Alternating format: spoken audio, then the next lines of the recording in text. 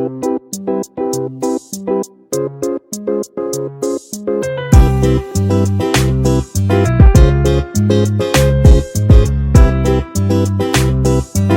Kitchen मध्ये नमस्ते, मी बनवते भुरक्याची recipe. आई kitchen मध्ये नमस्ते, मी बनवते आज भुरक्याची रेसिपी। तर भुरक्यासाठी आहे ना, इथे मी लसूण घेतलेले आहे, छान अशी सोलून घेतलेली आहे 1 वाटी। इथे शेंगदाणे आहे ना भाजून घेतलेले आहेत, छान असं सालं काढायचं नाही कारण टेस्ट खूप छान येतो। इथे कोथिंबीर घ्यायची भरपूर, अशा मी 2 वाट्या घेतल्यात कोथिंबीर। चवीनुसार मीठ, इथे जिरा आणि राय एकत्र आहे।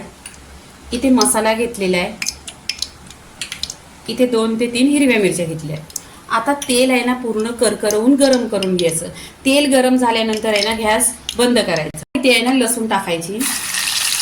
लसूण आहे ना पूर्णपणे अशी तेलामध्ये फ्राय झाली पाहिजे, एकदम क्रांची। इथे राय जिरं टाकून घ्यायचं।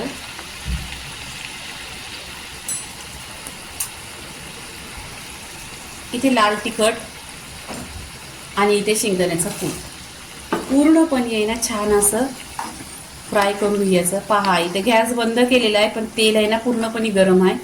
इथे पहा छान असं आहे ना भुरक्याला पहा कलर पण आलेला आहे आणि शेंगदाण्यामधलं लसूण हिरवी मिरची छान अशी फ्राय झालेली आहे। इथे चवीनुसार मीठ टाकायचं, इथे कोथिंबीर टाकायची। कोथिंबीर तेलामध्ये छान अशी परतून घ्यायची।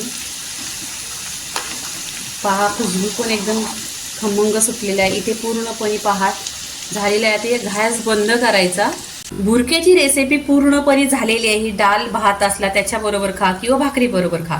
भुरक्याची रेसिपी पूर्णपणे झालेली आहे। लाईक करा, शेअर करा, सबस्क्राईब करा आणि नेहमीच खात राहा। धन्यवाद।